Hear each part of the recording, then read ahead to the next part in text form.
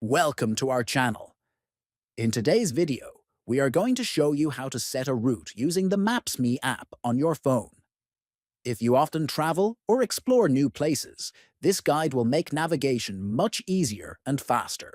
By the end of this video, you will be able to create routes. First, open the Maps.me app on your phone.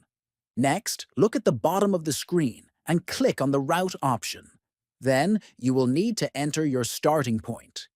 You can either type the location in the search bar or select it directly on the map by tapping the desired spot. Once you have chosen your starting point, click on Done to confirm. After that, enter your destination.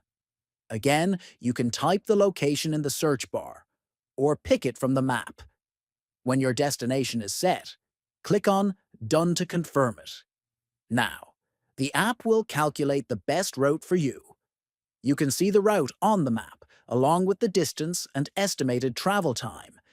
You also have the option to choose different routes or modes of transportation if needed.